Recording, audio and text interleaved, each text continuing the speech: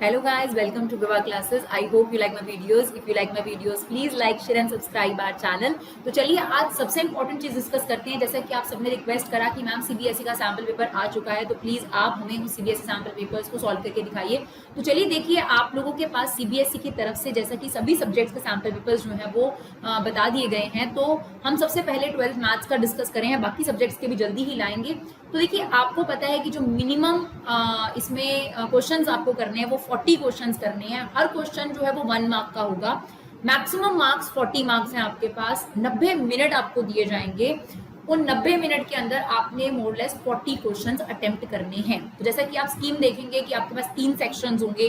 Section A जिसमें 20 MCQs होंगे, जिसमें से आपको 16 करने हैं, यानी आप 4 छोड़ सकते हैं।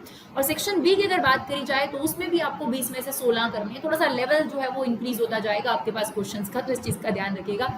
सेक्शन सी में भी एमसीक्यूज ही है, बस 10 में से आपको 8 करने हैं, राइट। आज इस वीडियो के अंदर हम सिर्फ सेक्शन ए के 20 एमसीक्यूज डिस्कस करेंगे आप लोगों के साथ, ताकि आप लोगों को क्लियर हो जाए कि सैंपल पेपर्स में से डिफरेंट चैप्टर्स के कैसे एमसीक्यूज हैं। तो चलिए क्वेश्चन नंबर 1 देखते हैं। स्कीम आप लोग ऑलरेडी समझ चुके हैं, तो सेक्शन ए जल्दी हम सेक्शन बी और सी भी लेकर आएंगे। तो अगर आपको ये वीडियो यूजफुल लगे तो इसे शेयर करिए, हमें सपोर्ट करिए, ताकि हम इस तरीके की वीडियोस और बनाने के लिए मोटिवेट हों। तो क्वेश्चन नंबर 1 में देखिए, इनवर्स ट्रिगो का क्वेश्चन है। जैसे कि आप जानते हैं कि इनवर्स ट्रिगो में सिर्फ आपके पास फर्स्ट एक्सरसाइज आएगी, तो उसी पे बेस्ड ये क्वेश्चन है और बहुत ही सिंपल है। तो फटाफट से, ज्यादा समय नहीं लगाना हम लोगों को, तो जल्दी से इसको सॉल्व करते हैं। देखिए, थोड़ा तो सॉल्व करके देखना ही पड़ेगा। ये क्वेश्चन है हमारे पास, क्योंकि थोड़ी विजिबिलिटी कम है इसलिए मैंने क्वेश्चन लिख लिया है, आपको लिखने की जरूरत नहीं है। अब आपको याद होना चाहिए कि साइन इनवर्स में से नेगेटिव क्या होता है, बाहर आ जाता है, तो ये हो जाएगा प्लस साइन 1/2। अब आपको ये बताना है कि साइन 1/2 कौन से एंगल पर होगा। तो 60 डिग्री, 60 डिग्री को कैसे लिखते हैं, सॉरी 30 डिग्री, 30 डिग्री को कैसे लिखते हैं, π/6। Now this is 60 degree, this is 30 degree, total मिलाकर कितना हो गया आपके पास, साइन 90 डिग्री। और साइन 90 डिग्री की वैल्यू कितनी होती है बच्चों, 1। यानी यहाँ पर हमारा ऑप्शन बी जो है वो करेक्ट है। तो लेस देन 1 मिनट में आई होप हमारा क्वेश्चन हो गया। वैसे हम 1 मिनट भी ले सकते हैं क्वेश्चन में। कुछ क्वेश्चंस ऐसे हैं जो हम आपको 20 क्वेश्चन जब करके दिखाएंगे, कुछ क्वेश्चंस ऐसे हैं जो बहुत जल्दी हो जाएंगे, और कुछ क्वेश्चंस ऐसे हैं बच्चों जिसमें थोड़ा टाइम लगेगा। तो मिक्स क्वेश्चन है, घबराने की जरूरत नहीं है। आपके पास ऑप्शन है कि आप 4 क्वेश्चन छोड़ सकते हैं जो आपको डिफिकल्ट लग रहे हैं। तो पहले स्ट्रैटेजी यही है कि जो आपसे फटाफट से हो रहा है आप वही क्वेश्चन करिएगा, राइट। चलिए, अब क्वेश्चन नंबर 2 है हमारे पास। ये फंक्शन कॉन्टिन्यूअस है, राइट। हाँ जी बच्चों, अब ये जो क्वेश्चन है इसमें आपसे कहता है वैल्यू ऑफ के निकालिए अगर ये फंक्शन कॉन्टिन्यूअस है एट x = 0। तो हम बहुत अच्छे तरीके से जानते हैं अगर कोई फंक्शन कॉन्टिन्यूअस हो तो उसकी left hand limit and right hand limit equal होती है f ऑफ a। और यहाँ पर a क्या है जिस पर आप कॉन्टिन्यूटी चेक कर रहे हैं, यानी 0 पर, राइट। अब देखिए, जब इसने कहा कि x ≠ = 0, तो इसका मतलब लेफ्ट और राइट के लिए सेम फंक्शन है ना। तो आप इन दोनों को इक्वेट करके कुछ नहीं निकाल पाएंगे। या तो आप लेफ्ट हैंड लिमिट को f ऑफ 0 के इक्वल इक्वेट कर लो, या राइट हैंड लिमिट को इसकी, क्योंकि इन दोनों के लिए सेम फंक्शन, ठीक है। तो आप किसी को भी एक को ले लो। तो हमने ले लिया कि right hand limit is equal to f of 0। Now right hand limit कैसे लिखते हैं, लिमिट, आप इसमें स्टेप थोड़े से स्किप कर सकते हैं, 0 प्लस, क्योंकि 0 पे चेक कर रहे हैं, उसके लिए फंक्शन ये हो गया हमारे पास 1 - cos kx। अभी हमने आपको समझाना है तो इसलिए हम प्रॉपर स्टेप्स करके दिखा रहे हैं आपको। होल अपॉन में x sin x, और 0 पर हमारी वैल्यू कितनी आई है बच्चों, 1/2। अब यहाँ पर क्या करना पड़ेगा आपको, x की जगह 0 प्लस h रखना पड़ेगा, क्योंकि x किससे अप्रोच कर रहा है, 0 प्लस से। इसका मतलब x की वैल्यू क्या होती है, 0 प्लस h। तो चलो यहाँ पे पुट कर देते हैं, लिमिट h अप्रोचेस 0। अब देखिए, x की जगह आप 0 प्लस h रखेंगे, बेसिकली x का मतलब h है ना, तो यही रख दो, x की जगह h आ गया, तो ये kh आ गया, x की जगह h, और ये हो गया sin h इक्वल टू में हमारे पास चल रहा है 1/2। अगर अभी हम h को 0 रखें तो डिनोमिनेटर 0 बन रहा है, और डिनोमिनेटर 0 नहीं आना चाहिए। और आप देख सकते हैं ऑप्शन में k की वैल्यूज हैं, तो हमें यहाँ k की वैल्यू निकालनी है। तो हमें क्या करना पड़ेगा, सबसे पहले तो ऊपर मुझे अपना गोल्डन फॉर्मूला दिख रहा है, वो मुझे कहीं पे भी दिख जाए तो भाई मैं तो जरूर अप्लाई करती हूँ। और मेरा गोल्डन फॉर्मूला क्या है, 1 - cos theta is equal to 2 sin² θ/2। तो यही हम यहाँ अप्लाई करने वाले हैं। तो चलो फटाफट से अप्लाई करते हैं। Limit h approaches 0, 2 sine square इस एंगल का हाफ यानी KH/2 होल अपॉन में ये एज इट इज चल रहा है साइन h। अब देखिए आपको पता है कि आपके पास लिमिट में फॉर्मूला होता है साइन थीटा अपॉन थीटा 1, तो ये जो h होना चाहिए इसके अपॉन में होना चाहिए। तो हम यहाँ पे क्या करने वाले हैं, h स्क्वायर से न्यूमरेटर को भी और डिनोमिनेटर को भी डिवाइड करने वाले हैं। h स्क्वायर क्यों, ताकि ये वाला h इससे कट जाए और ये साइन h अपॉन h बच जाए। ऐसा क्यों किया मैम आपने, बिकॉज अगर हम सिर्फ h से डिवाइड करें, अगर आप लीजिए अगर हम सिर्फ h से डिवाइड करते तो फिर तो ये h से h कट जाता, और अगर हम साइन h को 0 रखते तब भी डिनोमिनेटर 0 आता। तो हमारा पर्पस क्या होता है लिमिट में, डिनोमिनेटर में 0 नहीं आना चाहिए, ये ध्यान रखना है आप लोगों ने, ठीक है। तो हमने h स्क्वायर से डिवाइड करा ताकि ये वाला h इस h से कट जाए, और अब क्या आ गया आपके पास साइन h अपॉन h, जो कि हमारे पास लिमिट का एक फॉर्मूला होता। तो हमारे पास क्या आ गया, लिमिट h अप्रोचेस 0 टू, ये इसको अलग रख दो, और ये हो गया साइन KH अपॉन 2, ये जो होल स्क्वायर था देखिए h स्क्वायर था, ये इसके अपॉन में लिया और इस पर लगा दिया होल स्क्वायर, ये भी स्क्वायर था ये भी स्क्वायर था, होल स्क्वायर लगा दिया। आप अलग अलग लिमिट लगा सकते हो। तो limit h approaches 0 sine h upon h, ये वाला पोर्शन आपका क्या हो गया बच्चों 1, ठीक है। ये वाला पोर्शन हमारे पास 1 हो गया, because limit theta approaches 0 sine theta upon theta कितना होता है 1। अब ये जो 2 है ये लिमिट से बाहर आ गया। अब हमें क्या करना पड़ेगा, साइन थीटा अपॉन थीटा बनाना है, तो हमें क्या करना पड़ता है, ये देखिए इसके अंदर ले जाइए इसको, साइन KH/2। अब ये भी KH/2 होना चाहिए, इसको K/2 से मल्टीप्लाई और एक बार ऊपर डिवाइड, मल्टीप्लाई डिवाइड कर दिया और पूरे के ऊपर क्या चल रहा है होल स्क्वायर। नाउ ये अब फॉर्मूला बन गया साइन थीटा अपॉन थीटा, तो ये वाली चीज क्या हो जाएगी आपके पास 1 हो जाएगी, क्या बचेगा सिर्फ K/2, 2 into K/2, 2 into K/2 और इसका whole square is equal to 1/2। यहाँ तक क्लियर है आपको, ठीक है। अब हमारे पास क्या होगा, ये K/2 का whole square as it is रखो, ये 2 वहां जाकर हो गया 1/4। Now this is K square upon 4, this is 1/4, 4 से 4 कट गया, K square is equal to 1। तो K का अगर हम इस पे स्क्वायर रूट चढ़ाएं तो K की वैल्यू कितनी आ गई, +-1। तो अब हमारा जो ऑप्शन है इसमें +-1 वाला कौन सा ऑप्शन है, तो देख लेते हैं, option A is the correct answer. थोड़ा सा लेंदी है ये, नो डाउट, हम समझ सकते हैं, मैंने आपको ये बात बोली भी है कि इसमें आपको चूज करना भी आपका दिमाग चेक करा जाएगा कि आप कौन से क्वेश्चन चूज करते हैं। तो यहाँ पर आप देखो कि पूरे क्वेश्चन आप देखते जाओ, जो इजी लग रहे हैं जिसमें कम टाइम लग रहा है वो फटाफट से करो। जैसे कि अब आप थर्ड क्वेश्चन देखिएगा बहुत कम टाइम होगा, फोर्थ भी बहुत कम टाइम होगा। तो चलो फटाफट से देखते हैं क्वेश्चन नंबर 3 और 4। चलिए क्वेश्चन नंबर 3 में क्या कहता है, ए एक मैट्रिसेस है जिसमें AIJ, हमें पता है AIJ क्या होती है, एलिमेंट्स। उसने कहा स्क्वायर मैट्रिक्स है, ऑर्डर है 2 ऑर्डर। अगर इस मैट्रिक्स का ऑर्डर 2 ऑर्डर 2 है तो इसमें 4 एलिमेंट होंगे, कौन कौन से, A11, A12, A21, A22। यही तो होती है ना 2 ऑर्डर 2 की मैट्रिक्स, हमने ये बना ली। अब उसने क्या दिया है ध्यान से समझिएगा, AIJ एलिमेंट के बारे में बताया है। अगर I और J इक्वल नहीं है तो AIJ 1 है, और अगर I और J इक्वल है तो एलिमेंट का आंसर है 0। मतलब देखो ध्यान से, इसमें देखो I और J इक्वल है, I मतलब होता है रो नंबर और J मतलब होता है कॉलम नंबर, 1 1 इक्वल है। तो उसने कहा ऐसा एलिमेंट जिसमें I और J इक्वल है उसका आंसर क्या है 0, तो यहाँ रख दो 0। सेम A22, इसमें I और J इक्वल है ना 2 2, तो इसका आंसर भी 0 हो गया। फिर उसने कहा जिसमें I और J इक्वल नहीं है, यहाँ पे 1 2 I और J इक्वल नहीं है तो उसका एलिमेंट का आंसर कितना है 1, सेम यहाँ पर 1। तो जल्दी से जल्दी हमारी ये मैट्रिक्स बन गई। फिर उसने क्या कहा है, A स्क्वायर निकाल दो। तो A स्क्वायर कैसे निकालते हैं, A मैट्रिक्स को A मैट्रिक्स से मल्टीप्लाई कर देते हैं, जो कि ज्यादा देर नहीं लेगा। तो चलो 0 1 1 0, इसको मल्टीप्लाई कर देते हैं, 0 1 1 0 मल्टीप्लाई करें दिस इनटू दिस, राइट। तो चलो करें मल्टीप्लाई, 0 को 0 से करेंगे 0, 1 को 1 से करेंगे तो इसका आंसर आ गया 1। इसको इससे मल्टीप्लाई करेंगे तो हमारा आंसर आ रहा है 0, इसको इससे मल्टीप्लाई करो तो ये हमारा आंसर आ रहा है 0। इसको सेकंड रो से यानी सेकंड रो को सेकंड कॉलम से करेंगे तो ये आंसर आ रहा है 1। ऐसा कौन सा ऑप्शन है, देखो जरा इसमें से कौन सा ऑप्शन करेक्ट दिख रहा है हम लोगों को, D is the correct answer. तो कंपैरेटिवली सेकंड में हमारा थोड़ा टाइम चला गया, तो हम थर्ड क्वेश्चन चूज कर सकते हैं, ज्यादा टाइम नहीं लगेगा, राइट। तो आपकी ये स्किल भी देखी जाएगी कि आप कौन से क्वेश्चन को चूज करते हैं कौन से नहीं। चलिए क्वेश्चन नंबर 4 देखते हैं। 4th is also very easy. 4th में आपको कहता है K की वैल्यू निकालो अगर ये मैट्रिक्स सिंगुलर मैट्रिक्स है। What is singular matrix means? Singular matrix होती है जिस भी मैट्रिक्स का डिटरमिनेंट का वैल्यू 0 के इक्वल होता है। तो क्योंकि हमें दे रखा है कि ये सिंगुलर मैट्रिक्स है, इसका मतलब इसके डिटरमिनेंट की वैल्यू 0 है। तो चलो इस मैट्रिक्स को लेते हैं और इस मैट्रिक्स के डिटरमिनेंट की वैल्यू हम पहले से ही 0 के इक्वल लेंगे, बिकॉज हमें दे रखा है ये सिंगुलर मैट्रिक्स। चलो अब डिटरमिनेंट कैसे निकालते हैं? This into this and this into this, right? तो 2k को k से करेंगे कितना आएगा? 2k square minus 4 8 32 equal to 0।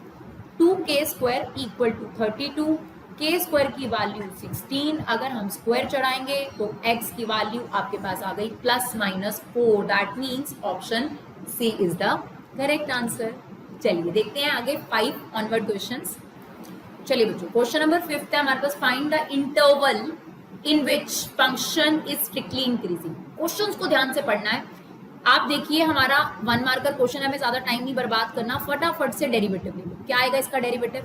2x minus 4, और फिर हमें इस डेरिवेटिव को किसके इक्वल रखना होता है? 0 के इक्वल रखना होता है। तो 2x माइनस 4 को हमने रख दिया 0 के इक्वल, x की वैल्यू आ गई 2 आ गई। अब नंबर लाइन बनती है माइनस इन्फिनिटी इन्फिनिटी और बीच में आ गया 2।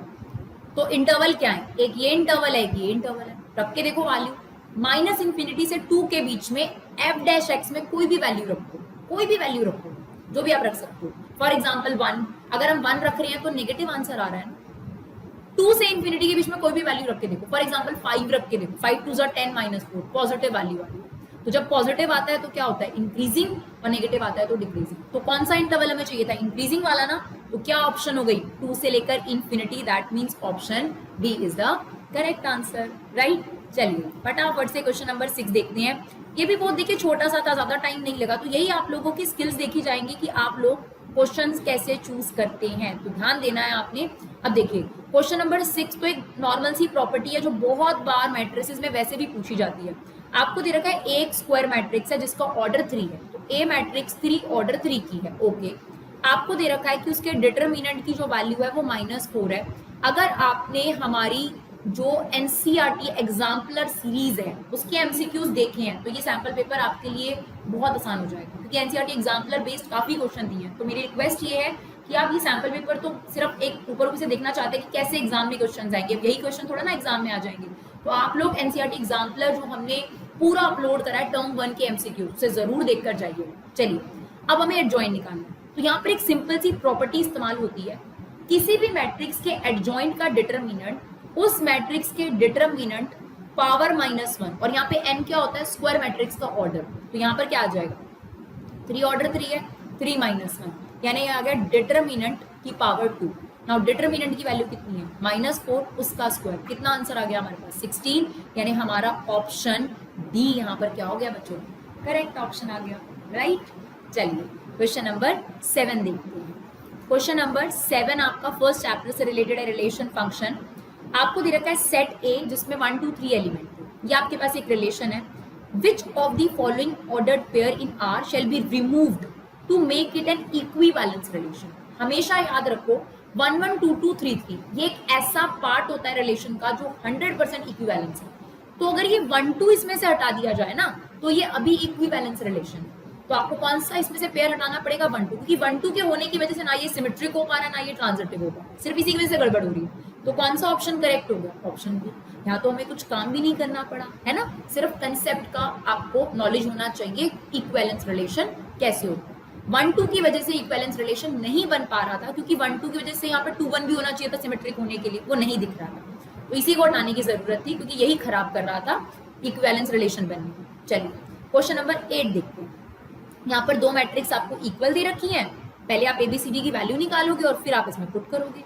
तो अब देखो 2 मैट्रिक्स का इक्वालिटी अगर आप बात करेंगे तो 2 मैट्रिक्स की इक्वालिटी क्या कहती है बच्चों? कि 2a + b should be equal to 4, 2a + b should be equal to 4 and a - 2b equal to -3। Similarly 5c - d equal to what? 11 and 4c + 3d equal to 20।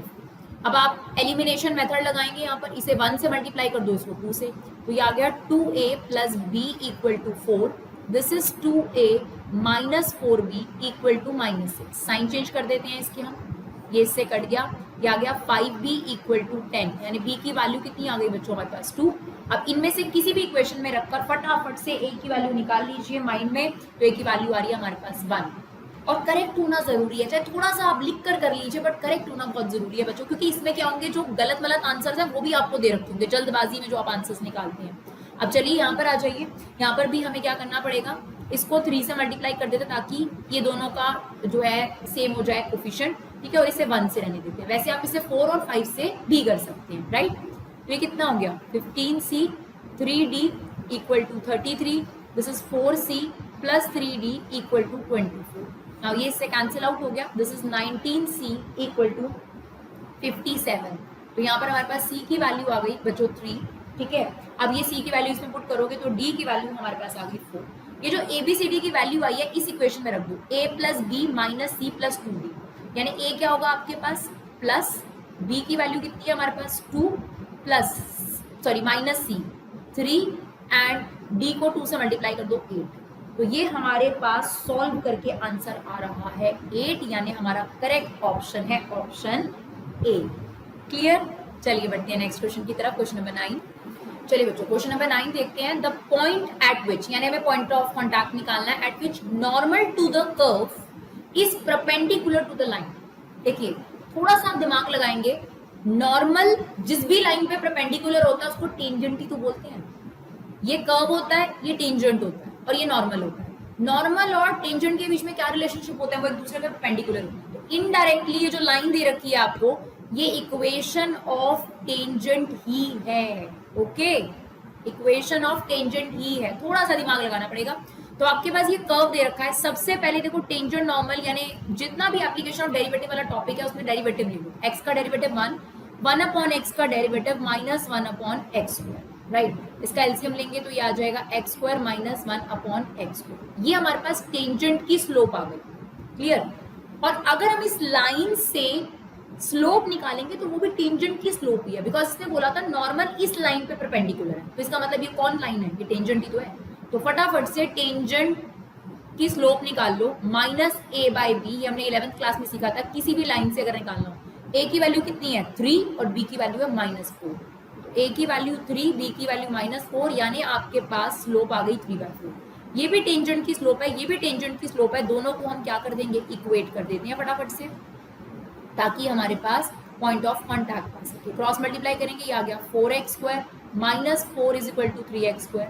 3x square यहाँ के minus हो गया equal to 4, यानी x की value आ गई +-2। तो आप इसमें से फटाफट से वो ऑप्शन देख लो जिसमें x की वैल्यू +-2 है, y की वैल्यू निकालने की क्या जरूरत है, अगर ऑप्शन है तो यहाँ पर आपके पास ऑप्शन बी जो है वो करेक्ट ऑप्शन होगा। तो कई बच्चे क्या करते हैं, x की वैल्यू देखकर टिक कर देते हैं, जैसे कि मैंने आपको बताया। पर बच्चों अगर आप ध्यान से देखोगे तो सेम x और y की वैल्यू के लिए अगर आप x की वैल्यू प्लस रखते हैं माइनस रखते हैं तो y तो डिफरेंट आना चाहिए ना। यानी अगर आप ये आपके पास इक्वेशन गिवन है, इस इक्वेशन में जो एक कर्व की इक्वेशन गिवन है, इसमें अगर इस कर्व की इक्वेशन में हम x की वैल्यू 2 पुट करते हैं तो y आता है 5/2, और अगर हम -2 पुट करते हैं तो ये -5/2 आता है। तो यहाँ पर ये वाला ऑप्शन आपका करेक्ट नहीं है, ध्यान से देखिएगा। 2 रखने पर 5/2, this is the correct option. ये तो है ही नहीं क्योंकि x की वैल्यू 1/2 तो आई ही नहीं थी, तो C और D तो पहले ही कट गए थे। बट B करेक्ट ऑप्शन नहीं है, बिकॉज +2 और -2 रखने पर सेम आंसर नहीं आएगा। That means option A is the correct answer, right. चलिए देखते हैं नेक्स्ट क्वेश्चन। देखिए question number 10 also very easy. यहाँ पे दे रखा है tan इनवर्स x। तो अगर आपने हमारी इनवर्स ट्रिगो की वीडियो देखी है तो बस सिंपल सा आपको एक तरीका अपनाना है, tan इनवर्स x/1। अब ये tan क्या होता है, tan इनवर्स p/b होता है। तो यहाँ पर डायग्राम बनाओ, p/b यानी परपेंडिकुलर है आपके पास x और बेस है 1। पाइथागोरस थ्योरम लगाओगे तो ये आ जाएगा 1 + x² का रूट। अब हमें ये भी बहुत अच्छे तरीके से पता है कि tan inverse p/b equal to sin inverse p/h। तो बस यहाँ पर आपके पास आ जाएगा sin इनवर्स p कितना है, this one, and h is this one. ये इससे कट जाएगा और आपके पास आंसर आ जाएगा, सॉरी यहाँ पे इनवर्स ट्रिगो है, ये आंसर आ गया आपके पास दिस वन।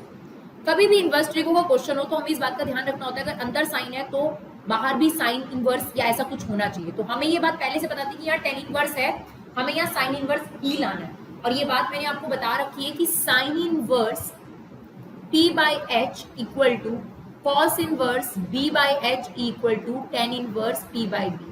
और ये वाला जो फॉर्मेट है या पहले से पढ़ चुके हैं, PBPHHB, पंडित बद्री प्रसाद हरर बोले, उसी से बना है ये रूल। तो यहाँ पर कौन सा ऑप्शन करेक्ट हो जाएगा बच्चों? आपके पास x upon 1 plus x square यानी option D is the correct option, right. चलिए क्वेश्चन नंबर 11 देखते हैं। क्वेश्चन नंबर 11 में आपको क्या कहता है, एक सेट है, इंटीजर का सेट है, और इंटीजर में भी उसने स्पेसिफाई कर दिया कि 0 से लेकर 12 तक है। तो इसका मतलब वही 12 इंटीजर होंगे, 0 1 2 3 4 पॉजिटिव वाले इंटीजर, ठीक है। आपको कहते हैं एक रिलेशन है जिसमें हमें पेयर लेने हैं ए बी, और हमें जो रिलेशन है उसको डिफाइन कर रखा है कि a minus B is a multiple of 4। ये इंपॉर्टेंट होता है, रिलेशन इंपॉर्टेंट होता है सबसे ज्यादा। अब आपको कहता है कि 1 एक एलिमेंट है, आपको इसकी इक्विवेलेंस क्लास बतानी है, यानी 1 से रिलेटेड ऐसे एलिमेंट बताओ इनमें से जिससे जो रिलेशन बने वो इक्विवेलेंस बन जाए। देखो पहला वाला देखते हैं, 1 माइनस 1 0 होगा, 0 is a multiple of 4, okay. 5 1 minus 5 is 4, that is also multiple of 4. 1 minus 9 is 8, that is also multiple of 4. इसका मतलब अगर 1 की हमें इक्विवेलेंस क्लास लेनी है तो वो इस रिलेशन को सेटिस्फाई करनी चाहिए। तो ऑप्शन ए 100% करेक्ट होने वाला है। ऑप्शन बी तो रॉन्ग ही है, because 1 minus 0 is 1 and 1 is not multiple of 4। तो ये वाला ऑप्शन तो पहले से ही इनकरेक्ट है। तो हमारे पास ये इक्विवेलेंस क्लास हो जाएगी इसकी, और पूरा सेट ए तो आ ही नहीं सकता। क्यों? अगर मैं पूरे सेट ए की बात करूं तो उसमें एलिमेंट है 0 1 2 3 4 5, ये सबके सब थोड़ा ना 1 से रिलेटेड है। आपको देखो 1,6 ही रिलेटेड नहीं है, तो सेट ए भी नहीं हो सकता। 5 तो खाली सेट हुआ, तो जब हमारे पास ऑप्शन है तो हम खाली सेट क्यों दें? तो ऑप्शन ए करेक्ट है, बिकॉज अगर हम 1 के साथ इन एलिमेंट्स को ज्वाइन करते हैं तो ये रिलेशन को सेटिस्फाई कर रहे हैं, और अगर हम ये एलिमेंट्स के साथ रिलेशन बनाएंगे तो वो इक्विवेलेंस क्लास भी बनेगी, राइट। चलिए क्वेश्चन नंबर 12 देखते हैं। डिफरेंशिएशन का क्वेश्चन है, दिखने में थोड़ा सा अजीब है लेकिन उतना अजीब नहीं। चलिए, e की पावर x e की power y equal to e की पावर x प्लस y। चलिए फटाफट से क्या ले लेते हैं इसका डेरिवेटिव। e की पावर x का डेरिवेटिव e की पावर x, e की पावर y का डेरिवेटिव e की पावर y, y का डेरिवेटिव लेंगे dy बाई dx। e की पावर x का डेरिवेटिव पहले तो हम यही ले लेंगे, फिर जिस चीज ने x की जगह लिया उसका डेरिवेटिव दोबारा, तो x का 1 और y का dy बाई dx, राइट। अब इसको अंदर मल्टीप्लाई कर दीजिए, बिकॉज ये इम्प्लिसिट फंक्शंस है। मैं जब इम्प्लिसिट कराती हूँ तब भी मैं बच्चों को बोलती हूँ कि प्लीज उन्हें ध्यान दीजिए। इम्प्लिसिट का मतलब होता है जब x और y मर्ज होते हैं। इसको मल्टीप्लाई करो, ये हो गया x plus Y dy by dx। अब dy बाई dx वाले एक तरफ, यानी ये वाला इधर ले आओ और ये वाला इधर, तो e की पावर y, ये वाला इधर आएगा ना, तो माइनस, और इसमें से मैंने कॉमन ले लिया dy by dx, right. Equal to में ये हमारे पास e की पावर x प्लस वाई, और ये यहाँ आ गया माइनस dx। अब हमारा dy बाई dx आ चुका है, लेकिन ऑप्शन से तो मैच नहीं कर रहा। ये तो आ गया आंसर हमारा, ऑप्शन से तो मैच नहीं कर रहा, थोड़ा सा उसने काम करने को दिया है, तो चलो वो कर देते हैं हम लोग। e की पावर x प्लस वाई, आप देख सकते हैं ये जो वैल्यू है ये इसके इक्वल है ना, तो आपने इसमें यही चीज पुट करनी है। तो आपने क्या करना है, e की पावर x प्लस वाई की जगह ये वैल्यू सब्स्टिट्यूट कर देनी है। देखिए ये वाली वैल्यू, तो चलिए dy by dx equal to, यहाँ पे हम रिप्लेस कर रहे हैं e की पावर x e की पावर y माइनस e की power x, right. Same denominator में भी करेंगे हम लोग, ये की power y as it is minus इसकी जगह पर ये वाली वैल्यू, और क्योंकि माइनस है तो साइन चेंज हो जाएंगे ये। तो देखिए क्या होगा, ये इससे कट गया और ये इससे कट गया, क्या बचा e की पावर y माइनस e की पावर x, बेस सेम है, पावर सब्ट्रैक्ट हो जाएगी, तो ये बन जाएगा दिस। थोड़ा सा एडजस्टमेंट उसने करवाया आपसे, थोड़ा सा दिमाग जो है 12th क्लास के बच्चे से इतना तो थोड़ा बहुत एक्सपेक्ट करेंगे।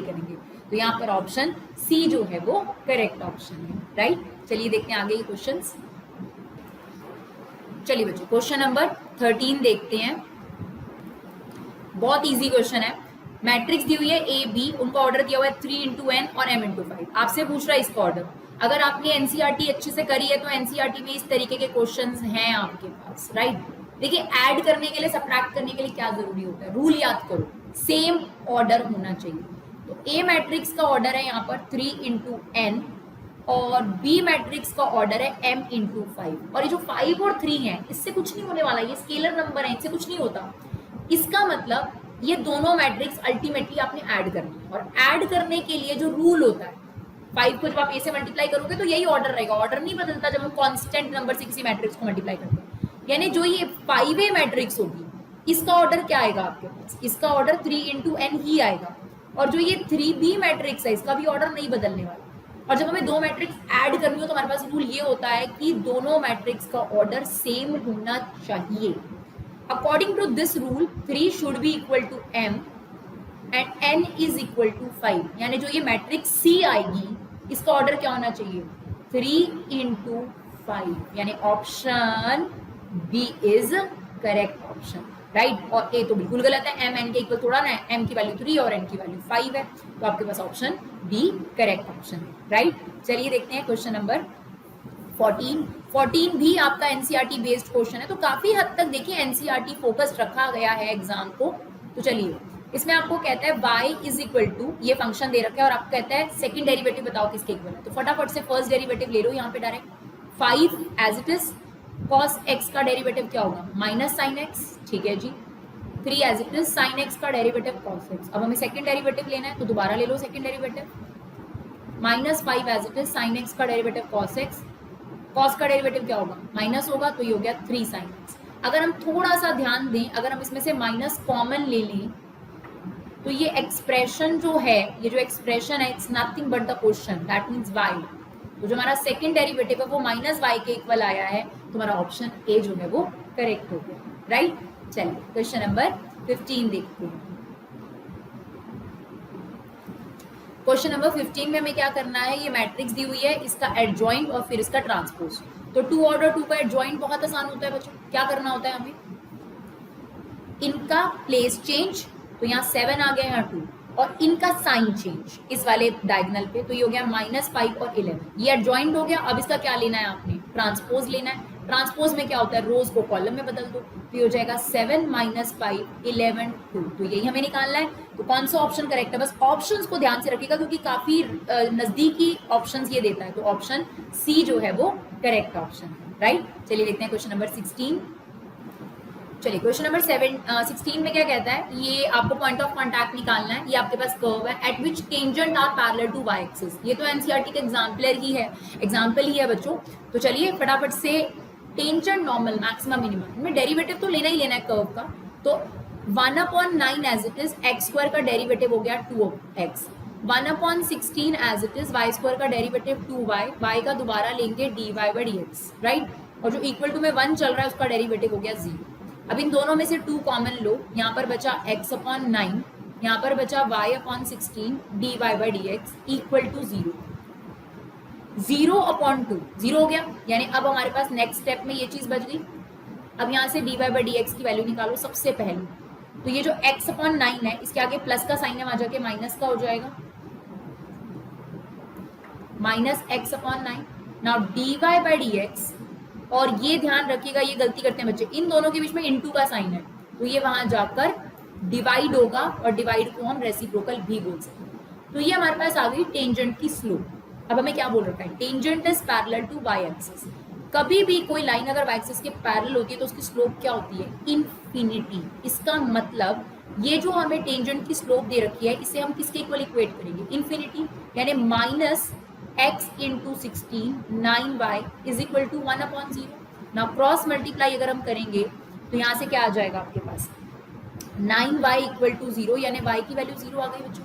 ये जो y की वैल्यू आपके पास आई है इसे उठाकर पुट कर दो कर्व की इक्वेशन, जो कर्व की इक्वेशन हमारे पास थी। तो कर्व क्या गिवन था हमारे पास, ये रहा x² / 9 + y² / 16। यहाँ पे पुट कर दो जरा, अगर आप y की वैल्यू पुट करते हैं तो कितना बनता है देखिए। चलिए अब हमारे पास कर्व में हमने y की वैल्यू रख देनी है जो कि 0 आ रही है हमारे पास। तो 0/16 क्या होता है बच्चों, 0। अपने स्टेप्स कोशिश करने हैं कि कम से कम हो जाए आप लोगों के। नाउ x² = 9, तो x की वैल्यू आ गई +-3। तो हमारे पास ऑप्शन क्या है, +-3, 0, क्योंकि y की वैल्यू हमारी 0 आई थी, तो ऑप्शन सी जो है वो करेक्ट ऑप्शन है, राइट। चलिए देखते हैं क्वेश्चन नंबर 17। देखिए 17 देखने में थोड़ा समझने में बच्चों को दिक्कत करता है, बट वैसे बहुत आसान क्वेश्चन है। तो चलो फटाफट से देखते हैं। ये भी आपके पास एनसीईआरटी में प्रॉपर्टी है। इसने कहा एक मैट्रिक्स है जिसमें एआईजे एलिमेंट है। वैसे भी हमें पता है कि ए मैट्रिक्स का नाम होता है और एआईजे एलिमेंट्स का नेम होता है। 3 ऑर्डर 3 की ये मैट्रिक्स है। इसका डिटरमिनेंट हमें बता रखा है -7 आया था। ओके, अब वो कह रहा है कि आपके पास सिग्मा, इट्स अ सम है ना, आई की वैल्यू 1 से स्टार्ट है और 3 तक जाएगी, ये मतलब होता है इसका। और AI2 ऐसा उसने कहा है, AI2 और AI2 where A is a cofactor. ये देखिए ये कोफैक्टर है, तो आई की वैल्यू 1 रखो इसमें, फिर प्लस प्लस लगाते जाओ, ऐसा 3 तक करना है। इसका मतलब ये होता है आई की वैल्यू 1 पुट करो पहले, तो ये हो जाएगा 1 2 A1, फिर नेक्स्ट के लिए प्लस डालो, ये होता है इसका मतलब सिग्मा का मतलब। फिर 2 पुट करो, A22 A22 प्लस 3, लास्ट 3 तक जाएगा, ये होता है इसका मतलब 1 से लेकर 3 तक। तो ये 3 2 और A32। तो अगर आप लोगों को याद हो तो हमने एक एक्सरसाइज में ये पढ़ा था कि अगर आप जिस भी रो के एलिमेंट हैं उसी रो के कोफैक्टर से उन्हें मल्टीप्लाई करते हैं तो डिटरमिनेंट की वैल्यू आती है। लेकिन अगर आप एलिमेंट किसी और रो के ले रहे हैं और डिटरमिनेंट किसी और रो के ले रहे हैं, ठीक है ना, तो अगर हमें पता है कि अगर सेम रो हो और उसी रो के कोफैक्टर से, या सेम कॉलम हो उसी कॉलम के कोफैक्टर से अगर आप मल्टीप्लाई करो तो डिटरमिनेंट की वैल्यू आती है। लेकिन यहाँ पर देखो कॉलम सेम नहीं है, रो सेम नहीं है, मतलब ये फर्स्ट कॉलम सेकेंड रो है, sorry first row second column है, और यहाँ पे आपकी रो ही बदल दी। तो या तो पूरी फर्स्ट रो होनी चाहिए, या पूरा फर्स्ट कॉलम होना चाहिए। तो ऐसे केस में हमारे डिटरमिनेंट, इसका आंसर क्या होता है, इन वैल्यूज का आंसर 0 होता है, क्योंकि हमें ये प्रॉपर्टी पता है A11 इंटू A11 है ना, A12 इंटू A12, यानी अगर फर्स्ट रो लिया तो फर्स्ट पूरी रो ले लो, तो आपके पास क्या निकल आएगा, डिटरमिनेंट की वैल्यू निकल आएगी। अदरवाइज इस केस में हमेशा वैल्यू क्या होगी आपके पास, 0। क्लियर। चलिए फटाफट से बाकी के 3 क्वेश्चन भी देखते हैं। चलिए बच्चों, क्वेश्चन नंबर 18 वेरी इजी, फटाफट से डेरिवेटिव ले लो। लॉग का डेरिवेटिव क्या होता है, 1/x होता है, तो इसका डेरिवेटिव हो गया 1 cos e की पावर x। फिर लॉग का आपने डेरिवेटिव ले लिया, cos e की पावर x का डेरिवेटिव क्या होगा, -sin e की पावर x। फिर sin cos का डेरिवेटिव ले लिया तो e की पावर x का डेरिवेटिव e की power x। Now sin theta upon cos theta क्या होता है, tan थीटा, तो क्या गया -e की पावर x tan e की पावर x। कौन सा ऑप्शन करेक्ट है, देखो इसमें से option D is the correct option, right. Question number 19 बिल्कुल सेम ऐसे ही क्वेश्चन हमने इसके एनसीईआरटी एग्जाम्पलर से आपको बनाकर दिए हैं, जो भी एनसीईआरटी एग्जाम्पलर में एमसीक्यूज थे। तो अगर आपने एनसीईआरटी अच्छे से पढ़ी है, उसके बाद एनसीईआरटी एग्जाम्पलर के एमसीक्यूज आपने देख लिए हैं, तो काफी हद तक आपका एग्जाम अच्छा होने वाला है। चलिए, आपको कह रहा है based on the following shaded region, आपको इसमें से मैक्सिमम और मिनिमम वैल्यू बतानी है। तो आपको क्या करना होता है, जो शेडेड रीजन होता है उसी में से पॉइंट्स लेने होते हैं। कॉर्नर पॉइंट्स कौन कौन से हैं, ए आ जाएगा यहाँ पर, दैट इज 0,10। बी पॉइंट ले लीजिए जो कि कॉर्नर पॉइंट है शेडेड एरिया का, ठीक है, 5,5। शेड के अलावा वाला पोर्शन ही लेना। सी कितना आ जाएगा, 15,15, और डी हमारे पास है लास्ट 0,20। ये जो पॉइंट है ये आपने जेड में पुट करनी है, और जिस पर भी हमारा आंसर सबसे ज्यादा आएगा उस पर हमारा आंसर मैक्सिमम हो जाएगा। तो अगर हम 0,10 रखें तो हमारी वैल्यू आ रही है 90, 5,5 पुट करें तो हमारा आंसर आ रहा है 60, और अगर हम यहाँ x की वैल्यू 15 और y की वैल्यू 15 रखें तो 15 + 135, ये हमारा आंसर आ रहा है 150। x की वैल्यू 0 और y की वैल्यू 20 पुट करें तो ये हमारा आंसर आ रहा है 180। तो हमें क्या बताना था, मैक्सिमम। तो कौन सा आंसर इसमें सबसे ज्यादा मैक्सिमम है, 180। इसका मतलब किस पॉइंट पर, डी पॉइंट पर। तो हमारा ऑप्शन सी जो है यहाँ पर करेक्ट ऑप्शन है, राइट। चलिए लास्ट क्वेश्चन है, फटाफट से देख लेते हैं, क्वेश्चन नंबर 20। तो चलिए फटाफट से लास्ट क्वेश्चन देख लेते हैं अब हम। ये हमें फंक्शन दे रखा है बच्चों, और हमसे कहता है लीस्ट वैल्यू निकालिए इसकी। तो हमें सबसे पहले इसका क्या करना पड़ेगा, डेरिवेटिव। फटाफट से डेरिवेटिव ले लो, -2 sin x + 1, राइट। अब हम क्या करेंगे, अब हम फर्स्ट डेरिवेटिव को 0 के इक्वल रखेंगे ताकि हमें x की वैल्यू मिल जाए। तो हमने फर्स्ट डेरिवेटिव को 0 के इक्वल रखा, तो ये हो जाएगा 2 sin x = -1, यानी sin x की वैल्यू आ जाएगी 1/2। तो हमें यहाँ दे रखा है कि इंटरवल 0 से 90 के बीच में ही बताना है, तो ज़्यादा टेंशन लेने की जरूरत नहीं है। साइन 1/2 कब होता है, साइन 1/2 होता है आपके पास 30 डिग्री पर, तो π/6। तो x की एक और वैल्यू आ गई π/6, यानी आपके पास पहले से ही क्लोज इंटरवल गिवन था 0 से π/2। इसका मतलब क्या है, x की वैल्यू एक तो 0 है ही आपके पास, ठीक है, एक आपके पास इस इंटरवल के बीच में आ गई π/6 और एक आ गई π/2। अब हमें ये चेक करना है किस पॉइंट पर ये मैक्सिमम है या मिनिमम है, ठीक है। तो उसके लिए हमें क्या करना चाहिए, सेकंड डेरिवेटिव ले लेना चाहिए। तो सेकंड डेरिवेटिव ले लेते हैं। सेकंड डेरिवेटिव फर्स्ट डेरिवेटिव का लिया जाता है, तो ये आ गया -2 cos x और 1 का डेरिवेटिव 0। अब आप सबसे पहले इसमें 0 पुट करो, तो ये आ जाएगा -2। cos 0 की वैल्यू कितनी होती है 1। तो नेगेटिव अगर आता है डेरिवेटिव तो वो पॉइंट क्या होता है, मैक्सिमम। इसका मतलब 0 पर ये फंक्शन मैक्सिमम है। हमें तो लीस्ट वैल्यू पता करनी है, उसके लिए तो मिनिमम पॉइंट पता करना पड़ेगा। तो ये तो हमारे काम का नहीं। चलो आगे चलते हैं। अब हमने रखा π/6 -2 cos 30 डिग्री। cos 30 डिग्री की वैल्यू होती है हमारे पास √3/2। ये भी आंसर नेगेटिव आ रहा है। नेगेटिव का मतलब ये मैक्सिमम पॉइंट हुआ, ये भी मैक्सिमम पॉइंट है, ये भी मैक्सिमम पॉइंट है। चलो लास्ट बचा है, अगर इस पर आ गया तो ठीक है, नहीं तो फिर तो कुछ नहीं कर सकते। तो चलो cos π/2, cos 90 डिग्री पर कितना होता है बच्चों, 0। अगर सेकंड डेरिवेटिव नेगेटिव पॉजिटिव कुछ भी ना आए तो हम बता ही नहीं सकते कि उस पर मैक्सिमम है या मिनिमम। हमने 3 पॉइंट्स थे, तीनों पे चेक कर लिया, 2 पर तो मैक्सिमम।